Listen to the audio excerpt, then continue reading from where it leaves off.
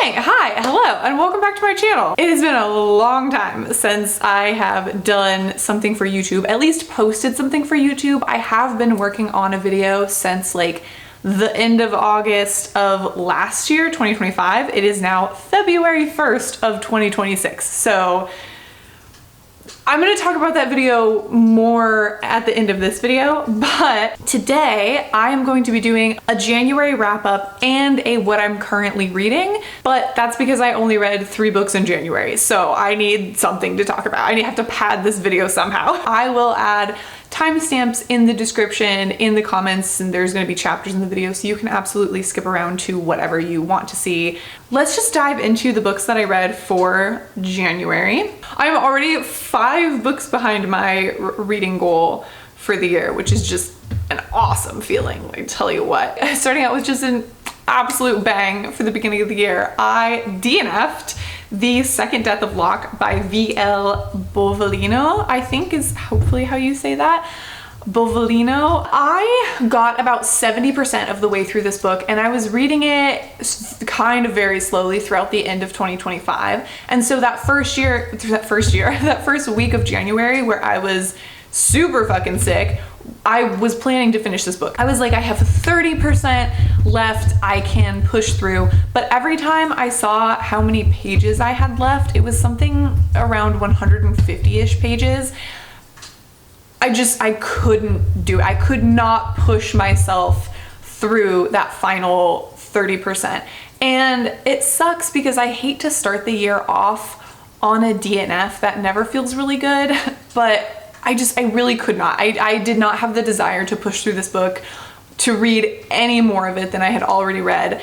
So let me try my best to tell you what this book is about. I think it's kind of messy, but the gist is there's this kingdom that was kind of the center of magic, and it was destroyed several years ago.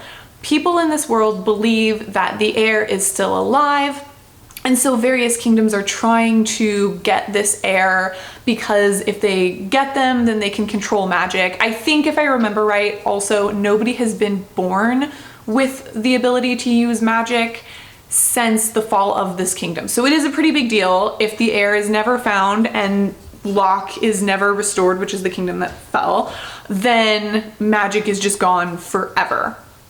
I think that's it.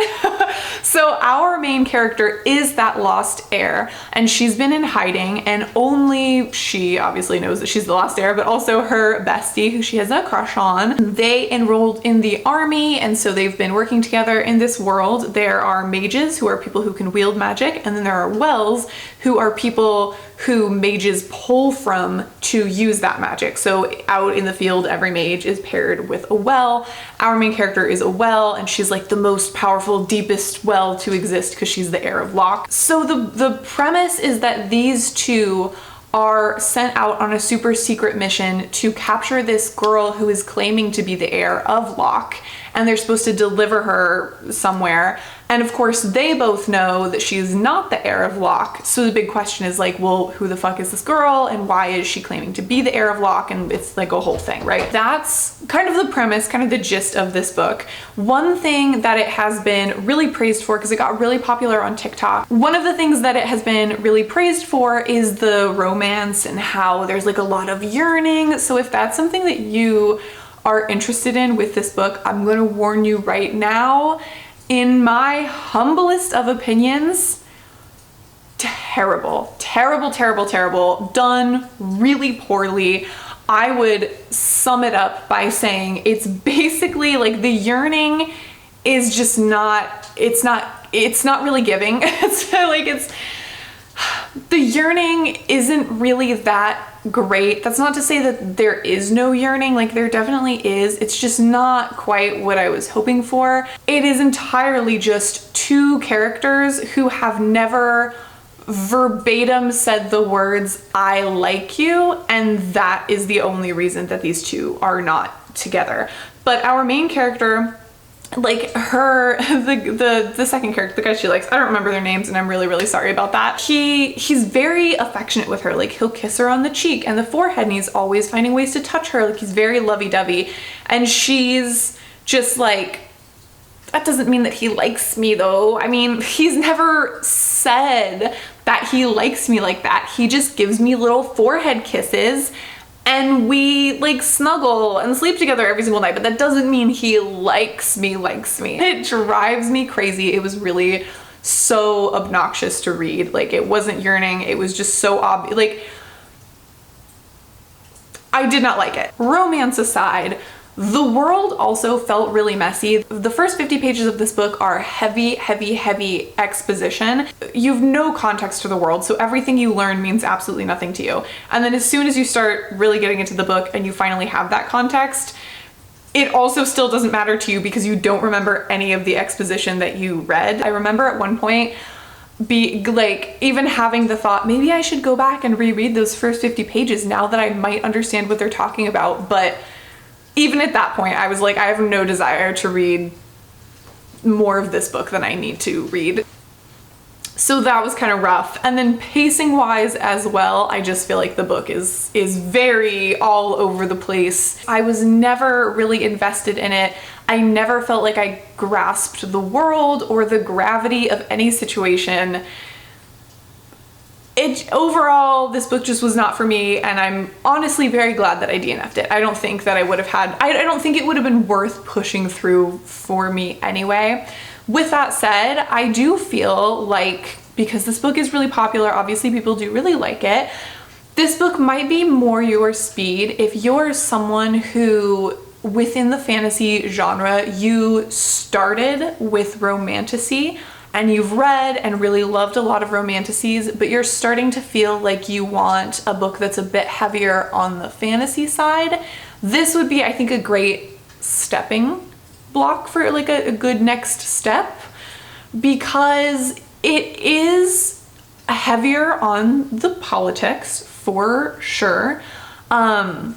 For me, I still feel like it follows some of the tropes of your romantasies and whatnot, but not as aggressively as other books kind of currently are. It doesn't feel so cookie cutter, and I think that could be really great for someone who is looking for that next step. But for me personally, I started with fantasy. Fantasy is like, it has always been my genre. I am a Lord of the Rings kid, big on Brandon Sanderson, grew up on Brandon Sanderson and Lord of the Rings, and like loved Game of Thrones. Like, you know, the whole like fantasy is my realm. So for me, it just wasn't quite what I love about fantasy. It wasn't really doing that for me, but that's just me.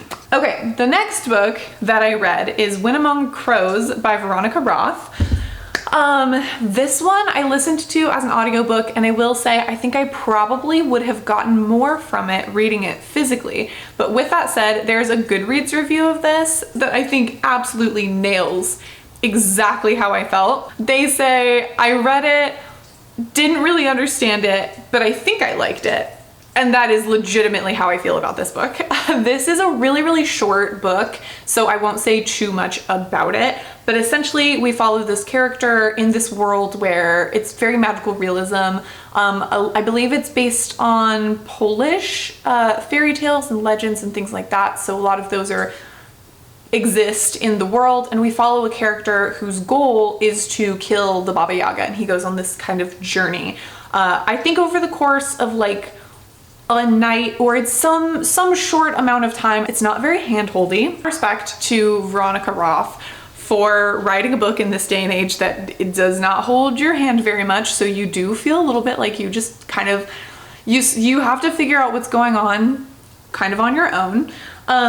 Because of that though, I think the shortness of the book is what I struggled with a little bit. I didn't really spend enough time in this world to ever feel like I was actually grasping everything. Like I said, some of that could have been due to the fact that I was listening to it via audiobook, but I also think even if I were to physically read it, there'd still be this level of feeling like I'm just falling through the book. With that said, I do think I want to read the second one, especially now that I have more of a grasp of the world. I think I'll enjoy the second one a lot more, feeling like I actually understand a little bit of what's going on. This is a series I could see myself revisiting in a year or two and rereading and really, really loving now that I fully understand what's happening. It's one of those, I think it's just one of those things where you kind of have to just ride through it and see how you feel about it at the end. But with that said, I mean, in terms of would I recommend this, I honestly don't know. I don't really know who this book is for. If you like fairy tales and legends in a modern setting, like keeping that in mind, it's in a modern setting, you might really like this. It's really, really short, which is very off-putting to me. I'm a big fan of big fat books. I like to be in a world for a long time. I like to spend time with characters and really sink my teeth into lore and things like that. So I think that's where this book falls a little flat for me personally, but that's super personal preference. So that's what I have to say about this one. It's kind of a hard sell. Like I don't know how to sell this book to you because I don't know that I want to sell this book to you. But at the same time, if it sounds interesting, definitely check it out. It's really short. You'll get through it really fast. So it's not gonna feel like a waste of your time to read it, I think. And finally, let me go grab a drink. Let me go grab a drink really quick. I'll be right back. Okay, sorry, I just wanted to grab a drink really quick. This is not a beer, this is a vanilla cream soda. I am not drinking a beer. I don't like beer. I think it is icky. The third and final book I read in January is Bound by Ali Hazelwood. When it comes to Ali Hazelwood, I have been reading her books since only the first two were out. So I have read all of her books, and I do kind of feel like I'm trapped in this cycle of if she releases a book, I have to read it because I've read them all. But with that said, I haven't really loved an Ali Hazelwood book in a hot minute. Sorry, my cat, she needs attention. She's freaking the fuck out for attention. Okay, where was I? Ali Hazelwood. This one came kind of out of nowhere. I didn't really see any announcements for it or anything. I feel like this girl, she writes so many books per year at this point that it's almost hard to keep track of them all. I don't know when it came out, but it is in a Spotify/only audio exclusive, and I don't know why, but that really pisses me off. Releasing a book as a Spotify/audio only exclusive just like sends me into a fit of rage, but that is a story for another day. So I listened to this one. I don't have a lot to say about it, and I am gonna spoil it a little bit, just a little bit for you, because genuinely, lovingly, probably her worst book. And like in the worst way too, because this book feels hardcore like a phone it in. It was so boring. The characters were bland. The plot kind of sucked. It just, hi. So I was distracted. It was awful. I don't have anything to say about it other than it was really, really fucking boring. So the premise is we have a PhD student, of course we do, and she kind of gets caught up in creating forgeries. Our main male love interest discovers this and hires her to create a forgery. This little baby spoiler that I'm gonna give you is, shocker of all shocks, it turns out he's a vampire and the house he lives in is filled with a bunch of other vampires, and that's why he's so rich. Yeah, and that's, I don't know. And that's like, that's kind of the book. It's so boring. I really wish that I had something else to say to you other than, wow, what a boring and bad book, but I really don't. It was not fun to read. That is my review. Those are my thoughts. I don't know. I wish I had more to say, but I just don't. Let's go into the books that I'm currently reading. So you're gonna note here that there are a few books that I have been currently reading for several months now. And I mentioned at the beginning of this video that kind of the theme of this currently reading section is it's interesting, but nothing is like catching me. So I'm not gonna repeat that phrase over and over, but just know every single one of these books, they're interesting and I do wanna finish them, but they're just not grabbing me in the way that I feel like I need a book to just really grab me right now. Okay, let's start out with, I mentioned at the beginning of this video that I have a project I've been working on since August. I'm gonna tell you, I guess, a little bit of like what it is, because my currently reading book is the very last book called Witchlight in the Night World series. So back in August, I genuinely thought I would have this entire video like filmed and uploaded and ready to go by the end of October, which realistically, August to the end of October is a lot of time. However, I think I just greatly underestimated how little energy I would have in that time, as well as how time consuming it actually is. If you're not familiar with the Night World series, it's the series that I read when I was in high school. It's from like the late 90s.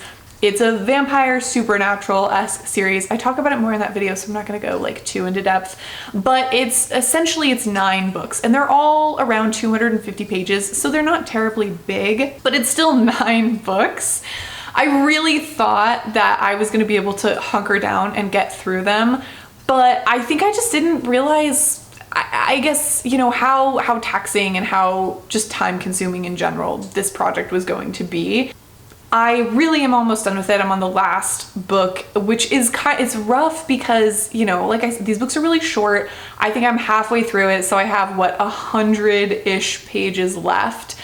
But it just, this one like sucks the most, and it's the very last one. So I've really struggled because some of the books in the series have been really fun and like a silly good time and have been very easy to get through, while as others have been kind of dull and not as silly fun of a good time. And like this is one of those ones where I'm just like, oh, this one kind of sucks and I'm not having a good time, so it's harder to get through. I think this was a little bit of a too big of a project for me to tackle, but I still want to do it. I've been kind of trying to process or edit the video along with it.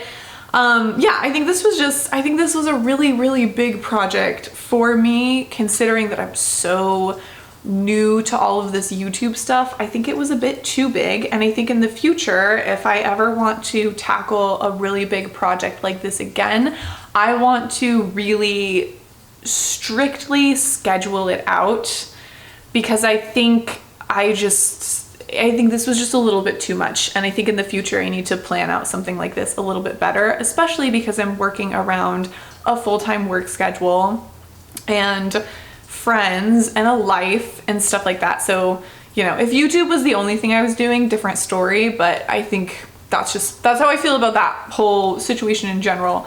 But yeah, I'm reading the last book in the Night World series, so if you're interested in that video, definitely keep an eye out for it, but I'm not going to promise when that video is going to be posted. I want to post it, I'm excited to post it, but I make no promises about when you will see it. I'm also in the middle-ish of Catabasis, however you want to say that, by R.F. Kuang. It came out in August of last year, and my last update on it was at the beginning of September, so it's going really well. I think I'm kind of struggling with this book because the pacing is a little bit slower. Essentially, it is a dark academia story with magic where these 2 students have to travel through the different layers of hell to retrieve their professor and hopefully bring him back. That's the gist. It's very heavy on the academia, like theory side of things. This book sort of just immediately jumps into the action, and that, when I started it, for some reason it really threw me, and I have not been able to like catch up since, and I don't know why. And if you've read this book and you had a similar experience, like definitely let me know. But it's a really, I don't know, I've never felt that way about a book so far. I've never felt that way about a book before, where it throws you into the action so immediately that in a weird way, I feel like I kind of came into not the middle of a story, but like in some ways I feel like I'm missing like the first 50 pages of this book, and that has unsettled me throughout the entire book for some reason. I really don't know why. I think that's just such a weird, unique experience that I'm having with this book, but that's the experience I'm having. I don't know. Okay, I'm back. Sorry, I had to adjust because I had to switch the laundry, and then my cat stole my spot, but she's so cute. I can't tell her to leave. So next I have Little Thieves by Margaret Owens.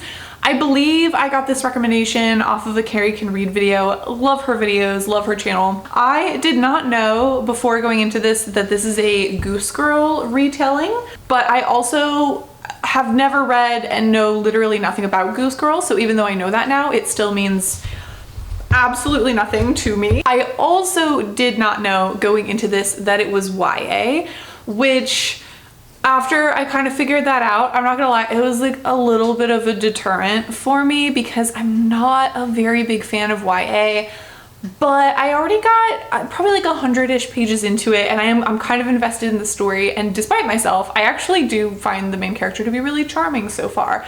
So I do think I'm going to continue on with it, but so far, charming. Our main character, she's a thief.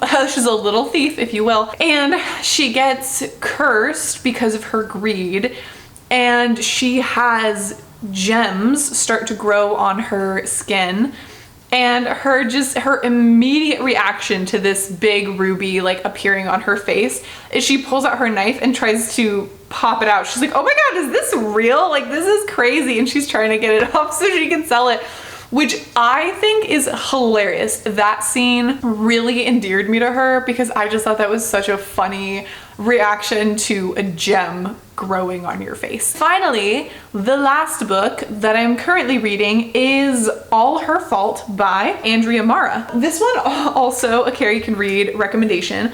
I picked this up because it's a thriller, and I felt like that would maybe be the thing that would snap me out of this weird funk I'm in. So the very first chapter, our main character Marissa, oh my god, look at me, I know her name. I know the names of the characters in this book. How exciting is that? Marissa goes to pick up her son from a play date. Her son's name, okay, the other lady's son is Jacob.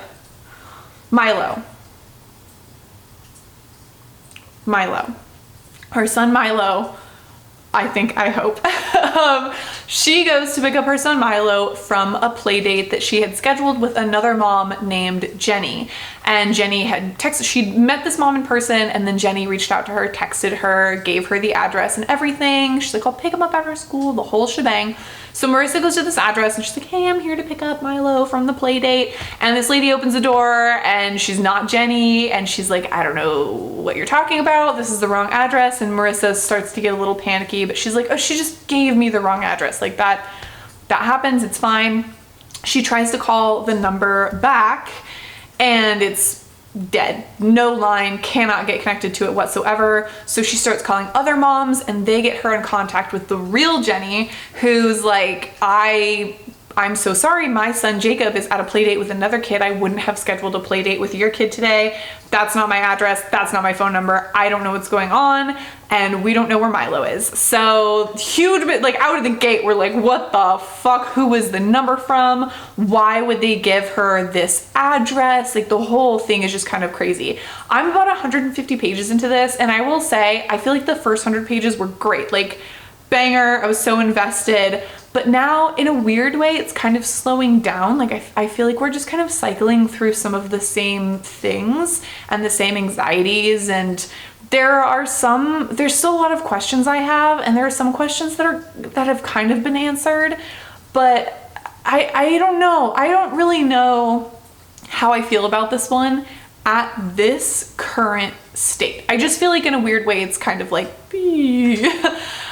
like pacing wise, I really feel like I needed this book to be just, you know, the whole way through.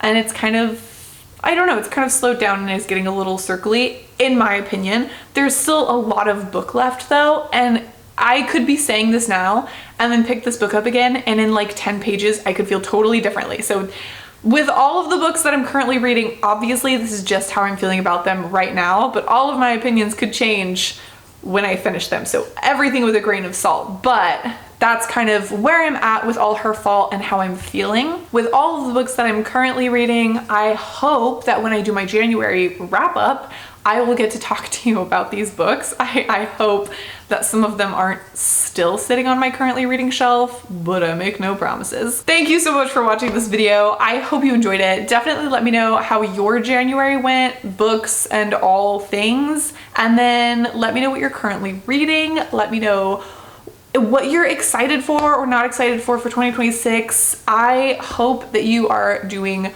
wonderful. I hope 2026 treats you really well, and I will see you guys in the next video. So have a wonderful, wonderful month of February. Goodbye.